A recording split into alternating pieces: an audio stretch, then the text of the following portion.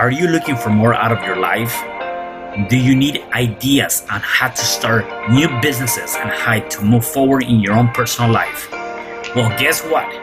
You have come to the right radio show.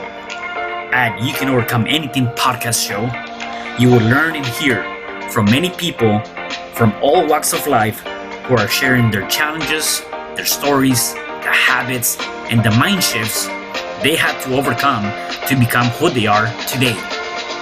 On top, you will get a chance to connect and see how you can overcome anything by networking and learning about your next move through this radio show. I present to you our great speakers at You Can Overcome Anything podcast show with your host, Cesar Espino.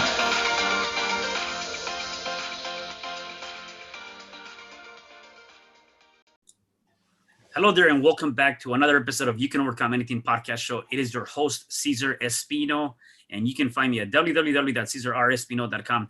Today, I have a special guest. His name is Steve Werner. Hey, Steve. Hey, what's going on, Cesar? How are you? I'm doing good. Thank you for being here. How's your morning so far? It has been great. I got up, went for a run, came back, did my workout, got everything in, drinking some coffee, hanging out with you. Yeah, that's awesome. Awesome. Well, let me dive into this and introduce you to our listeners and viewers. So Steve, after running corporate events for years, he went out on his own over 6 years ago. His mission was to build live events that change lives. He poured his life savings of $20,000 into his first event, which got him a total of 2 registrants. Broken-hearted and distressed, he moved into a friend's utility room and went back to the drawing board. The lessons here was that it's not about what you know how to do, but how you market it. He went on to learn everything he could about marketing, filling events, and selling from stage. For the next several years, he was trained by some of the best in the business, including Russel Brunson, Kern, Dan Kennedy, just to name a few. He went on to hold on 45 live events and spoke on more than 80 live events worldwide, including Harvard Business Summit. He built a successful multiple six-figure ad agency through live events before transitioning to business coaching. And he is also in the mission to helping entrepreneurs and influencers and coaches grow their business by showing them how they can stop competing on price and start attracting affluent clients through events, presentations, and public speaking. And wow, that's just like a lot of stuff there, man. That's amazing, you know. Definitely, you had a pretty good run in your journey of what you're doing now, right? I did. I mean, this year has been. I was thinking about the podcast this morning. And I was like, what am I going to say? Because it's. I mean, like at the beginning, right? Left corporate America, thought it was going to be super easy. Fell flat on my face, burned through all of my savings. Yeah. Build up a live events business, and then COVID hit, and I mean, in a week, I had to refund more than 6 figures. Wow. Just because I had live events scoped out. Like my whole year was built. I usually work with high ticket clients to build, somewhere between a 50 and a 500 person event, which there's a lot of money and a lot of time, a lot of energy that goes into that. But I love what I do. And overnight, all of it disappeared, and I could not, in good ethical standing, keep clients' money. So I had to refund a huge amount of money. And then I thought, well, this will pass. I'm sure live events will be back by the fall. That was in March, April, May. Right. So I bought an ice cream machine and just started making some ice cream and like playing some video games. And yeah. And like 6 weeks later, I was like, man, this is not going to go that way. I probably need to put forth some work and get this going. So I don't know. That was 6 months ago. I pivoted into, I've always thrown stones at virtual events. I don't really believe in them. I still don't really believe in them. I mean, are they okay? Yeah. Sure. I mean, if you like drinking decaf coffee. Right. Yeah. So, I mean, I pivoted. The biggest thing, like my underground skill set is that I teach people how to speak and sell from the stage. If they need to do a one-to-many sales presentation, that's what I'm really good at. And it made me think a lot. Like this year, when this happened, I was like, you know what? Screw COVID. 2020 is my year. Like we can overcome anything, right? Like if we're smart enough and we put ourselves in the right state, we connect with the right people, we can figure out anything that needs figured out. So I was like, what like it took a lot of whiteboard sessions. You can't see my office, but I have 6 whiteboards. Wow. I whiteboard everything. Like I'm very visual. Yep. I just kept like, it took a while. But we pivoted towards teaching people how to do webinar presentations really well, how to do one-to-many sales presentations. Corporate America didn't even know what a webinar was at the beginning of this, you know? Right. So that's kind of been my year. Yeah. That's the journey. So let's talk about, take me back. So where are you from originally? How was your upgrowing as a kid? Let's get to know you from that aspect. Sure. Man, born in Hershey, Pennsylvania, where the candy bars come from. My parents split when I was 7. Went back and forth between Philadelphia and small town in Ohio called Findlay. It's where Ben Roethlisberger's from. It's our claim to fame. I think I've always been different. When I was little, like 7, 8 years old, I remember after the divorce, my mom sat me down and she said, I really wanted Air Jordans. You remember like the first gen Air Jordans, right? Yeah. And I think it sticks in my mind that they were $100. I think they were $96. I could be wrong. Yeah. But we were at the mall and I was throwing a tantrum because I couldn't get them. And my mom said, if you want those shoes, you've got to go get a job. Like you've got to work. We can't afford those. And I think she said it in passing, not thinking that I would do anything. Well, I went home and grabbed the lawnmower and went and mowed yards. Oh, wow. I couldn't stand up anymore and went and bought Air Jordans. Yeah.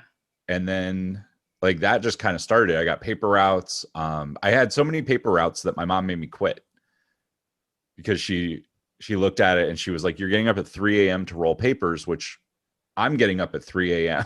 and that doesn't work. Yeah. So I had to quit that. But that's, I mean, when I got into high school, I played one sport. I quit all the other sports to work, to make money. And I was out hustling. Like, I sold Cutco knives. I waited tables. I started waiting tables when I was 14. I was able to do it through a work permit, and just like other kids were doing other things and I was out making as much money as I could. And I had fun doing it. I love people. I love chatting, like what this is. Right. So that's the background on where that happened. And then, man, I went to college, dropped out of college, went back to college, kind of played that game for a little while. Wasn't quite sure what I was going to do. Ended up building a business. So I saw the real estate crash coming. I had a real estate business that was doing pretty well.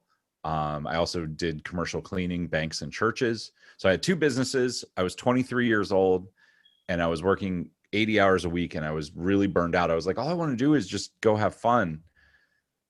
And so I sold everything and traveled for about 2 years and ended up as a bartender, but couldn't just be an employee. Yeah.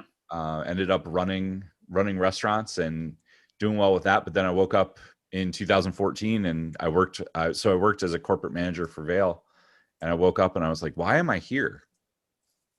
You know, this isn't what I want to do. This isn't what I was called to do. I mean, I think everybody feels that at some point, right? Like, right. Why am I slaving away?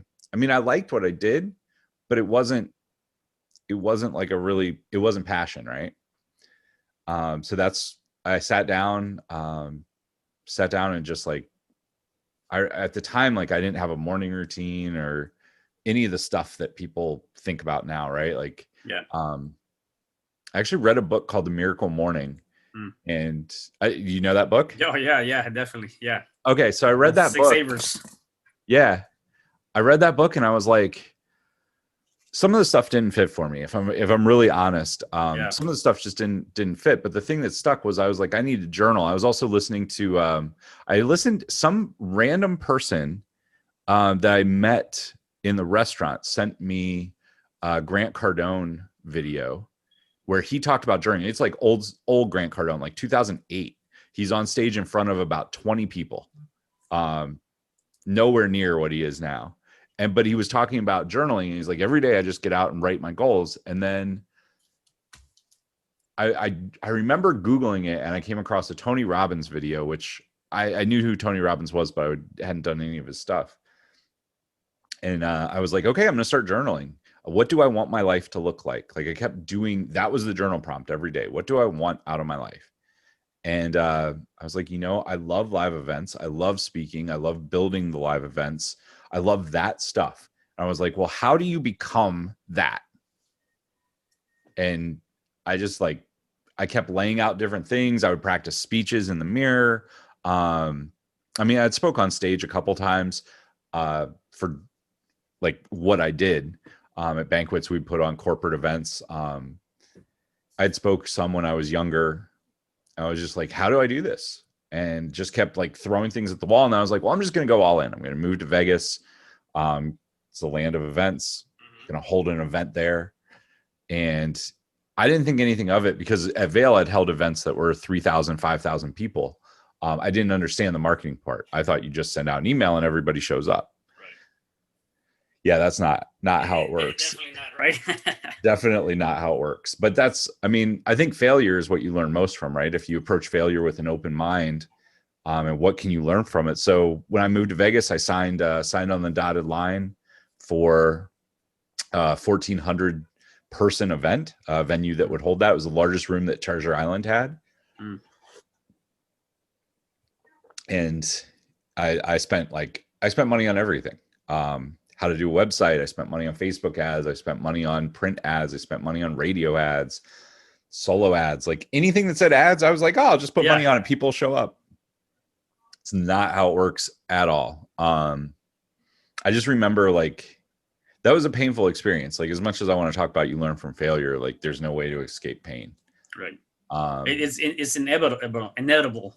You have to go through that to be able to learn from that experience. And I always tell people that I feel like failure, although it can be very painful, it's an educational experience, right? It's something that you're going to end up learning from, and you're going to be extracting some lessons that you can utilize to do things better the next time around, right? Or also you're learning from what not to do, right? Yeah. And I think, kind of what you're saying, when you keep failure with an open mind and you realize that for you to succeed, failure is part of that process, right? And having that in the mind, then you can definitely get ahead a lot faster than if you don't. Yeah, that is 100% it. The only time you're really truly a failure is when you stop. Mm-hmm. Mm-hmm. If you hit a wall, right? Like I always this is the training that I do for people on stage, right? Like a lot of people think success is over here and failure is over here, and you're in the middle and you have to go one way or the other. That's not how it works. You're over here, failure's here, and success is over here. Like you have to move through failure. There's no successful person that has never had a failure. And the way that you learn, the Thomas Edison story, right? Mm-hmm. You just keep doing and learning and tweaking.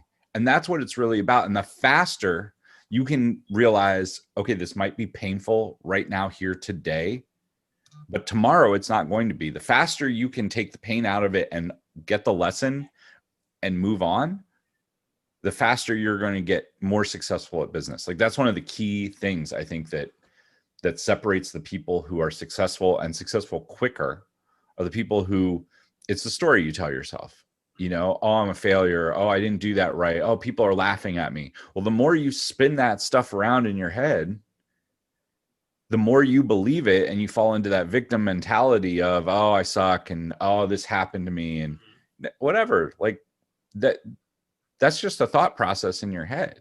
As soon as you can unwind that and go backwards with it and say, okay, whatever. Maybe it was bad luck. Maybe I did something wrong. Whatever. What did I do wrong? How can I make this better? How can I improve on what I am doing? The minute you start asking questions like that, how would it be possible? Is the minute that you start to move forward with whatever it is, right? Yeah. Because you believe.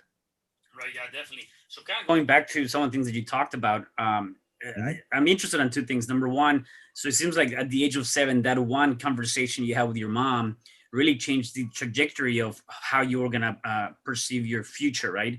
And I always tell people, whatever you learn between the ages of 1 and 7 is really going to dictate what you're going to do for your future. Sometimes unconsciously, we don't realize that, but again, that can create your future, right?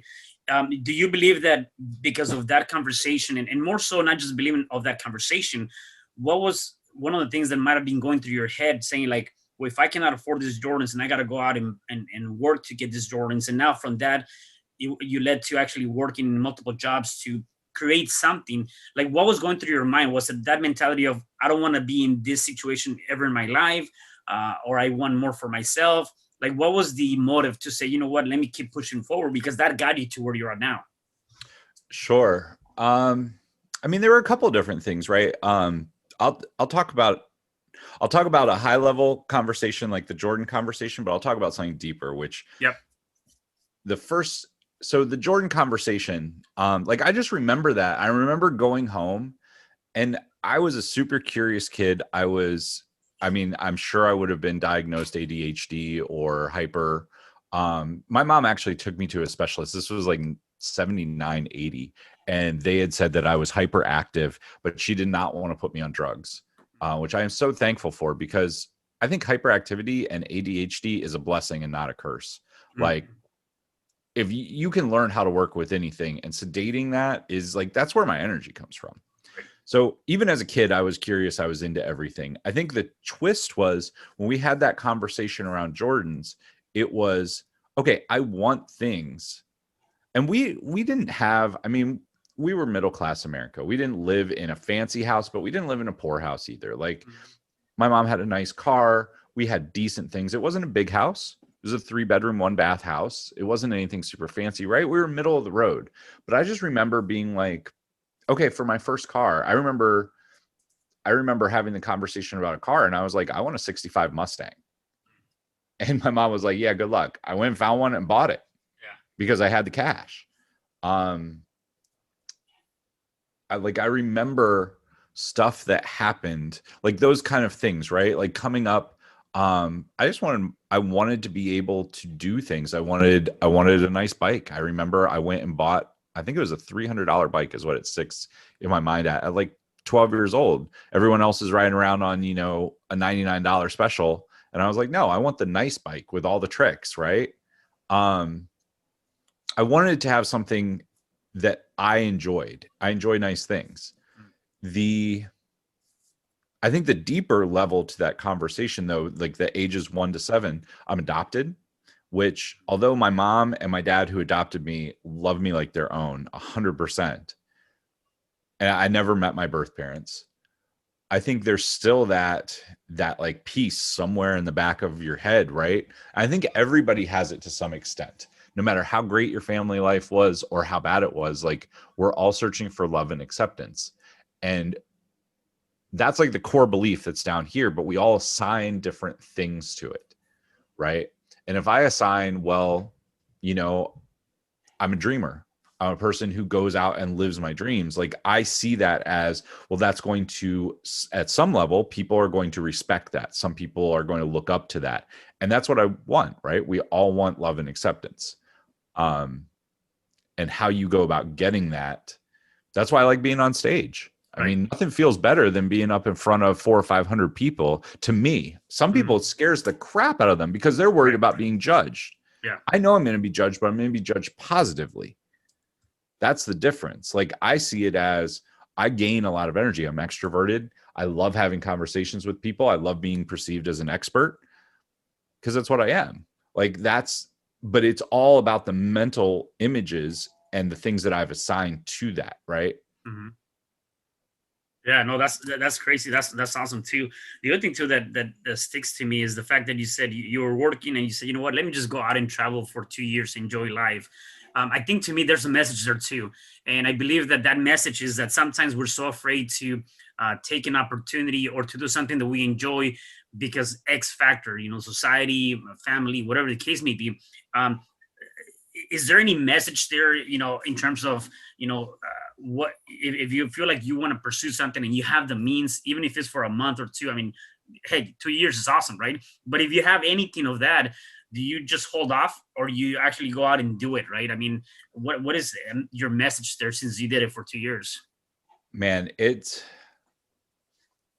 so I'll go back and fill in that story a little bit. It wasn't like I sold my company for a ton of money. When it was all said and done, I made about $70K, which early 2000s. It's not a small amount of money, but it's definitely not a large amount of money. When I say I went and traveled, like I was sleeping on friends' couches, I was driving around, I flew to Europe. I did spend 6 months in Europe, but I was backpacking. My budget per month was $1,500. Like I wasn't spending huge amounts of money. I just knew that I was in college, and the whole reason that I started building the businesses is because I had done a semester abroad, and I was like, I want to go travel. Well, I came back and I was like, I read Rich Dad Poor Dad. And I'd always been out hustling in high school, right? I was waiting tables, I was selling Cutco knives, and I was just out like doing that stuff. I didn't understand business or entrepreneurship. There wasn't YouTube or podcasts or any of this stuff. Right. So I read Rich Dad Poor Dad, and I was like, okay, real estate. So how do I buy real estate? And I had some money saved up. So I started talking to people, blah, blah, blah. Well, I ended up, the more I studied, the more I understood how it worked. I bought a 3 unit, I bought a 5 unit, I bought an 8 unit, I bought a 15 unit, and I just kept rolling the equities. So I ended up with 63 units. But it was cash flowing, but it wasn't huge cash flow by any means because I pulled all the equity to buy. The commercial cleaning business was doing really well.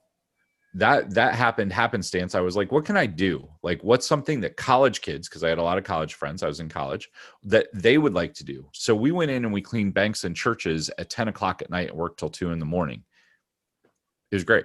They got paid under the table. I did well, but it was a lot of work. And I had built these businesses up, and they were fun for about the first 6-8 months.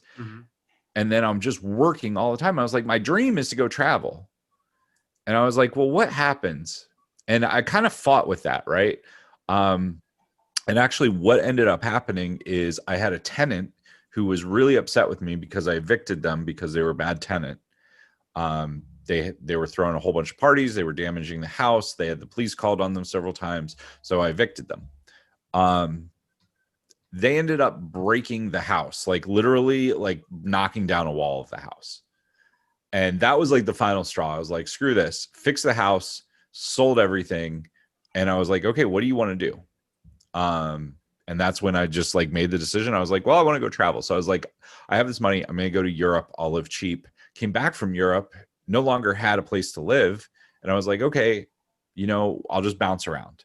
I'm going to come up with a new business idea. So I'd written all these business ideas. I had composition books full of business ideas. I had like 4 of them that were just full of business stuff. But I didn't end up doing anything with them. And then like 2 years later, I was staying at a friend's house in Chicago, and they were like, we were at a bar downtown, and the guy was like, hey, the manager was behind the bar complaining that his bartenders never showed up. And I said, well, do you need a bartender? And he's like, yes, you're hired. Show up tomorrow. I was like, okay. And then I showed up. Funny story. I showed up the next day. The dude was blackout drunk, didn't remember me at all. But he was like, if you've worked in restaurants, you know that there's some drinking that goes on. Right. But he was like, hey, we do need a bartender. He's like, if I told you you're hired, you're hired. Yeah. But then went on to manage restaurants, and then moved out to Vail, which was awesome. But to circle back to your question, like, have you heard the marshmallow story about delayed gratification? No. Okay, so if you're listening to this, there's a study that was done by Stanford and Harvard, and it's on delayed gratification. And what they did was they took a 4 or 5-year-old kid, and they put them in a room, and they put a marshmallow on the table in front of them. And they said, if you wait for 3 minutes, I think I'm getting this right. It was either 1 minute or 3 minutes. I think it was 3 minutes. If you wait for 3 minutes, we'll give you 2 marshmallows. But if you eat that marshmallow, you don't get anything else. About 80% of the kids ate the marshmallow. 20% waited, they got 2 marshmallows. Well, they traced this study over time, and they found that the 80% of the people who did not delay gratification actually were poorer, made worse life decisions, had higher divorce rates, and overall rated their life as less satisfaction. Where the people with delayed gratification had a greater satisfaction of life and generally did better. You can find the study if you Google. It's It's the marshmallow test. So from that, my thoughts are, because I also read the 4-Hour Work Week, which I agree with Tim Ferriss a lot. Like, if you have the means, enjoy yourself. Like, don't take a 2-week vacation when you can take a month off. Go enjoy yourself, like unplug. You should do some of that for sure. The difference is, make sure don't do it on credit cards. Don't do it on a home equity line of credit. Don't go buy the crazy awesome car just because you can. I think especially in the last 5 years, I've seen more and more people spend money that they don't have. It's like, if you have one nice thing that you like, I like cars. I've always had a nice car, lived in a smaller apartment so that I can afford to have something that's really nice to drive. That's something that's important to me. The difference is, now you have all these people who identify in their brain as, I deserve the best. And they're going, and it's not like they have one thing in their life. They have everything they buy the most expensive. And while that's great for the economy, it's horrible for their long-term satisfaction, right? It's not that they're taking 1-2-month trip in a year to go travel and have an epic vacation. They're taking that vacation, buying the most expensive car that they can, buying the craziest house that they can, buying all the most expensive stuff to fill that house, and leveraging themselves to the hilt. That's not healthy. I do think if you have one or two things do not bring you immense happiness, but an experience, a journey, and having self-satisfaction does. It's all how you tie what you own, what you have, to that. And a lot of the people that are caught up in materialism right now, I think it goes back to, they say, well, I'm unhappy, I'm going to buy this, right? Shopping therapy. I think as anyone who says that, I'm just like, man, you're missing the boat. Yeah, I gotta tell you, and I agree with you. I mean, I agree with the 4-hour week. I mean, and especially if you have the savings, it's your own money, the means. Like, I know he talks about taking mini retirements versus waiting to your 60, 70, whatever age and retire. So if you have the means, do that. The point that I like about what you just mentioned, doing in taking that, 2 years, kind of for you, is that, again, a lot of times though, we feel that we need this huge amount of money to bring a lot of satisfaction into your life. And in reality, that's not the case, right? For me, I'll be perfectly fine going backpacking or staying on people's couches to be able to have the satisfaction that I was able to experience something, versus just dreaming about it, right? I always tell people, I'd rather die with memories than with dreams, because a lot of people have the dream of, I want one day to go to Paris or one day to do this. And these are all just dreams. There's no action. And so I'd rather do that memory, even if it didn't cost me a whole lot, because it doesn't cost a whole lot of money when you start planning that. And now you're dying with that satisfaction, right? And so I think that's a very important point to really point out, that you don't need a whole lot to do a lot that's going to bring you happiness, right? That's 100% true. I see, I agree 100%. When I did work in restaurants, we used to go. We would take a trip as a restaurant, like whoever wanted to go. We went to Asia once for 3 months because Vail closes for the off season. The whole trip was $4,000, plane tickets, everything. Like, you can go, you can travel, you can have experiences. It's all about budgeting. I think what happens to a lot of people, especially now, is they leverage themselves so much. They've got thousands. I talked to somebody 2 weeks ago that their monthly expenses were over $6,000 a month. And I'm not judging on that, but when they worked a job that paid less than that, right, you're not going to last very long. And I can't scrape together $3,000 to go to Europe. But when you lower your expenses and you decide, it's all about priorities, right? I agree. I agree with Tim Ferriss. I think you should go travel. I think you should have experiences. I think you should enjoy life, but you should do it responsibly. I've definitely seen the other thing. I've seen the people who are miserly, and they're penny pinchers, and they have plenty of money in the bank. Their house is paid for, their car's paid for, and they won't spend $5 to go out to eat. Like, that is also horrible. Like, you lose on both ends. It's really about being responsible and saying, okay, my priority is I want to travel. I want to do XYZ. I talked to a girl last week. Her thing, she lives in a simple apartment. She drives a decent car, nothing crazy. But her thing is she's a bicyclist, right? She cycles. Her bike costs 20 grand. Wow. I would not spend 20K on a bike, but that's not my thing. To her, it makes her happy, and that is her thing. She's responsible. She's got money in her 401k. Like, she's doing great across the board on life, and that's her thing. She's doing it. To me, that's fine. If that's what you enjoy, I'm no one to judge. Like, go have fun, enjoy that. Yeah. To me, that's a car. Like, I'll go spend 50, 60, 70K on a car that I really want to drive and get a little bit smaller house or apartment to be able to afford that, because that's important. But it's all about what my priorities are, what your priorities are. Right. Yeah. Doing it just responsibly too. So let's talk about this, your life savings. Like, really, that was one of those things that you really had to overcome in your life, is being able to blow up $25,000 in marketing, and that didn't work out. And then having to just two people that registered to that event, like putting all of that. I mean, a lot of people will be like, man, I just screw up really bad. And the recovery of that can be very challenging, right? How was that for you, putting all your life savings, losing it all, and then now what?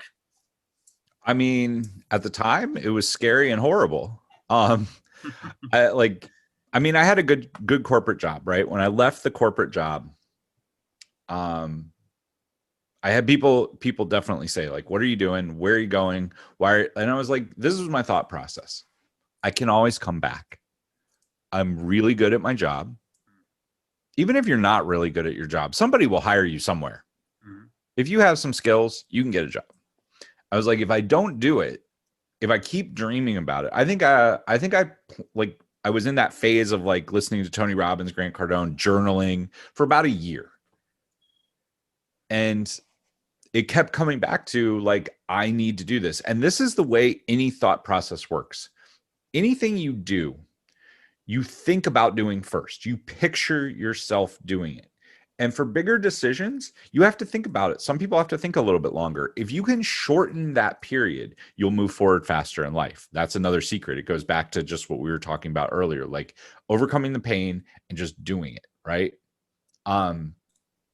So with that, when I took the leap, I was like, okay, if it goes wrong, and this is another Tim Ferriss. If you think about the Stoic method, if it all goes wrong, where do I end up?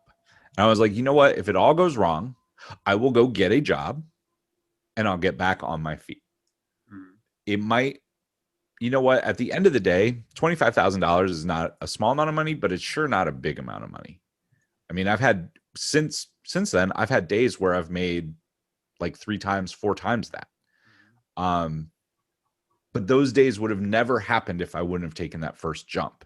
And that's the thing. Like, you have to be willing to move forward and take that action. So I looked at it as, what's the worst that will happen? If I lose all of the money, what will happen? I'm not married. I don't have kids. I don't have anything like that. If I did, I would have set aside some amount of money and I would have had a hard stop. Once I lose this, I need to go get a job. I need to rebuild. So what happened that I didn't cover in the story? So I signed on the line at Treasure Island to hold this event. The total event cost that I was on the hook for with them was about $90,000. Large ballroom, food and beverage, hotel room block, everything that goes into an event. Food or lighting, stage, all of that stuff, right? And I didn't have that money. I signed on the line because I was like, oh, I'm going to sell tickets. This is not going to be a problem. This is going to go great. So I had to go in about 3 weeks before the event, 3.5 weeks before the event. And one of my friends in Vegas went with me. And I literally went into their office and I said, hey, look, guys, I am really sorry. They knew because there were no hotel rooms booked. They knew that it wasn't going to happen. I said, you can hold me to my contract, in which I will have to file bankruptcy and you'll get nothing from me. Or you can keep the deposit and we'll move on. Like, I don't know what to do. I literally went in and said, I'll do whatever you guys want. I signed the line, but I'm just telling you. And she said, well, like, we understand. We're definitely not happy about it, but we're going to keep your deposit. My deposit was $5K, and we're not going to hold you to it, which I'm greatly appreciative that they did that. I went down to the Frog Bar, which is a bar in Treasure Island, with my friend. And we sat there, and she said, you know, what are you going to do moving forward? And I said, I don't know. I've been contacted by a few headhunters who wanted me to manage restaurants for them. I had job offers. I think I had 3 or 4 job offers on the table. And we sat there and we talked about it. And she said, well, what do you want to do? And I said, I really, really want to do this. Like, I was committed in my head. And I think it goes back to the stories that you tell yourself. Like, the story that I told myself was, I am doing this regardless of whether it works out. I will keep doing it until I figure it out. If that person can figure it out, then I can figure it out. And by this time, I had looked at several people who had built a career and a business around live events. I said, if they can do it, I can do it. I just need to figure it out. And she said, well, I have an extra room, because we were talking about living. And I was like, you know, I literally at this point, I think I had about $600 in cash, and I had a credit card with $3,000 on it. And she said, well, I have a spare room, and it wasn't a bedroom. It was a utility room, like an 8x8 utility room. And she was like, you can stay there for as long as you want to get back on your feet. If you want to get a job here, you can probably get a job bartending really quick. If you want to take one of those other jobs, she was like, whatever you need, like, you can move in there, cut your expenses. And so I moved into this little room. I remember, like, I went to the thrift store and bought a cheap bed and a little nightstand. And I started going to the library and just reading, because I was like, where did I fail? And I failed at marketing. I was like, the whole thing is, where did all of my money spend go? All of my spend went to marketing that didn't work. Well, if I fix marketing, I started looking at those guys that had held a lot of live events. I was like, it's all in the marketing. So I started learning about the marketing. And this is a lot of my clients over the years, chiropractors, dentists, plastic surgeons, coaches, life coaches, financial planners. They all think it's about what they do. And it's not about what you do. It's about the marketing of the thing. I knew how to hold a great event. I knew how to speak on stage. I didn't know how to fill the room. And if nobody fills the room and buys a ticket, I don't make any money. Right. So that was kind of the moment. Like, I literally lived in her room for about 6 months. I went on to hold my first event following that one was 80 people.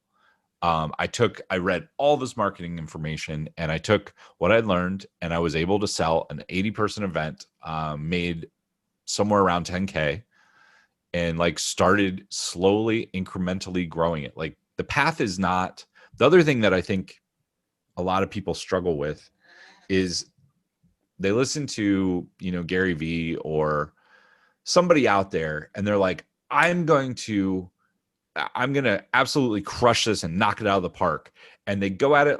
It's a marathon. It's not a sprint, but they go at it as a sprint. Right. And the minute they have failure, I did this. I tried to hold a 1,400 person event instead of, if I would have tried to hold a 20-person event, I can do that. Get into momentum, get some forward. Don't be like, I'm going to make $1 million in 3 months. Will it happen?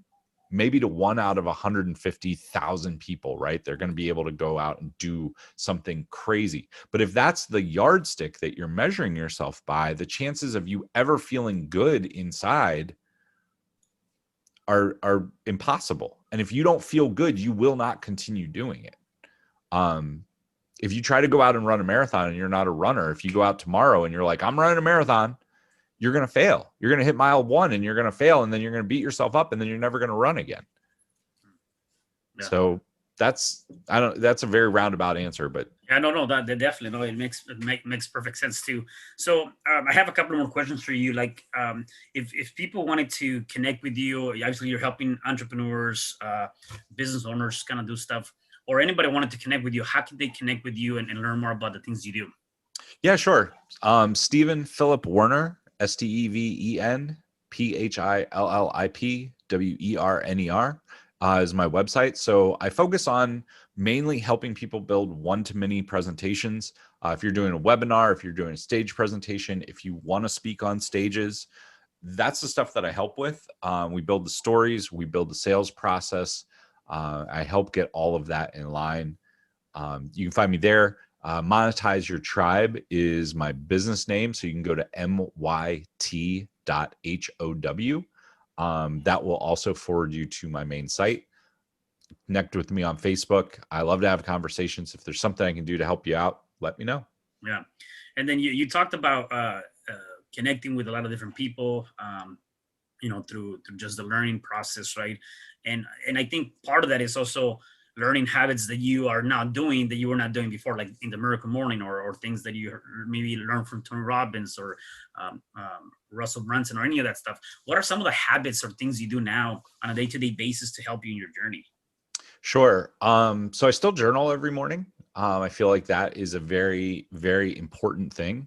It gives me, so if you're a business owner, if you're a visionary, you have to have a little bit of white space on your calendar to brainstorm and work on your business, not in your business, right? How can I grow the business? How can I get more leads? That's why I have whiteboards everywhere. So every morning I get up, I go for a run, I work out, I take a shower, I sit down, and I have a little bit over an hour. I set aside 60 minutes. I usually get about 70 to 75 minutes. And that time is I do journal prompt, right? And then I work on my business. Like I brainstorm around what I can do. Because at the end of the day, we are thought workers. If you're not taking the time to plant seeds in your mind of where you want to go and how you want to get there and dreaming that dream, you'll never get there. You'll never have the mental images. You'll never take the first couple steps. The second piece to that is then framing that out. So that's a really, really big one to me, is just taking that action and getting in front of myself, getting in front of my business, like seeing where I want to go. Because it's very easy to get caught up in the day-to-day of what we're doing and get nothing done. The second thing that kind of follows that is if you have a big to-do list, I think entrepreneurs, like we're horrible at this, right? We have a to-do list that has like build a website, send an email, make breakfast, take the dog for a walk, and build a 500-person event, all on one to-do list, right? Like we don't see timelines or the strategic plan enough. In a given day, if you can dedicate 2 to 3 dedicated hours where you shut off everything else and you work on 1 to 2 main goals, that's how you start to see traction. If you have a to-do list that is a mile long, prioritize it. This is like one of the best things in the world. Like you can work on one big goal. Like one big goal would be like a 3-month, 6-month goal, right? Mm-hmm. Then break that down. What are the 3 things that are going to move me towards that I have to get done? Everything else is noise. It's static. Push it off your calendar, get rid of it, delegate it to somebody else. Because if you try to do everything, I see this a lot with people with marketing, right? They're trying to do Facebook, they're trying to do YouTube, they're trying to do email, they're trying to do Instagram. Pick one that you know you can do and build that habit. And once that has become second nature, then do the next thing. When I have this talk with clients, I'm like, when you started driving a car, you couldn't do everything. It's the same thing. Pick one, move forward slowly and master that. Then you can grow. Don't try to do it all overnight because you'll just fail. Like it's really, really hard. You're stressing yourself out. Yeah. That would probably be my biggest thing that I would offer somebody is just do that stuff. Yeah, no, definitely. I like that.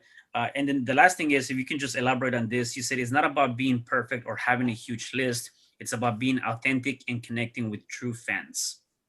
Sure. There's an article called 1,000 True Fans. I would urge anybody listening to go read. Like following up to that email piece, right? A lot of people are like, oh, if I just had this huge list, I would make a difference. Well, here's the thing. It's going to take time, energy, money, a whole bunch of stuff to build that huge list. You're not going to do it overnight. The real thing is I'm trying to think the best way if you try to sell, let's say that your product's $97 and you need to make $5,000 a month. That means you need to sell 50 of those things to break even. That doesn't include your marketing budget or anything else. You just need to sell 50 of them. But if I sell one product at $5,000 that gets an amazing result, I only need to sell one. Which is easier to sell? Selling one thing or selling 50 things? If you start to think about that, that's the sales side of it. The second piece is, who do you really connect with? Like there are 8 billion people on Earth, I think is the number right now. Yep. How many people do you really need to connect with to make a viable business? And like when I got this is what, so with my events, I was trying to hold a 1,400 person event because I had a picture of me standing on stage with thousands of people out there. When I held an 80 person event, so we didn't really talk about this. I held an 80 person event, then a 250, then a 500. And I was like, I don't like this nearly as much as a small group. I went down to holding 20 to 50 person events and held more events where I could actually interact with people. I like that setting a whole lot more, and I sold more. I made way more money because when you hold a great big event, you're spending a whole bunch of money on production and filling the room. When you hold a smaller event, I could go to Chicago and hold a 25 person event for chiropractors and sell it out in a month very easily with almost no marketing budget. The same goes for any business. Sell something that is a higher ticket product that gets the outcome that a person wants. There are people trying to make a whole bunch of money selling low price things that are not connecting with people. The heart of 1,000 true fans is, if you have 1,000 true fans that are willing to pay you, the qualification of a true fan is somebody who knows, likes, and trusts you at a very high level and loves what you do. If they spend $100 with you, right, that should be enough for you to make a living. And I think that holds true. I mean, it's, especially with social media today, there's no reason that you can't find people that know, like, and trust you enough to pay you for what you do. And you don't need very many of them to replace your daily income. Yeah. No, I love that. Definitely, we got to look at that article. Steve, anything else that you want to share before I let you go? No, man, this has been super fun. I hope it has been useful for anybody listening. Yeah, definitely. I love what I do. I love talking to people like you, Caesar. I mean, this has been a lot of fun. Yeah, that's it. Awesome. Yeah, definitely. And so I want to say thank you for being here, and definitely for the rest of you guys, do me a favor, make sure you like, subscribe, comment on this podcast, and stay tuned for the next episode of You Can Overcome Anything podcast show. I'll see you guys until the next time. Goodbye. Hi, I'm Cesar Espino, real estate investor, business coach, and consultant, and author of the book, You Can Overcome Anything, Even When the World Says No. My number is 424-501-6046. In my book, I talk about making the necessary changes to shift your mind for prosperity and certainty. Pick up your copy at Amazon. I also love helping families with their real estate and can purchase your house fast and all cash. Follow me on Instagram, Facebook, and LinkedIn. My number is 424-501-6046. Thank you for having me today. I am so glad you've tuned into this podcast. You can find me at your favorite podcast platform where you can like, subscribe, comment, and share. And to learn more about myself, my services, you can find me at www.cesarrespino.com, or you can also find me at your social media. Thanks for joining me, and I am looking forward to having you at the next episode. And know you truly can overcome anything.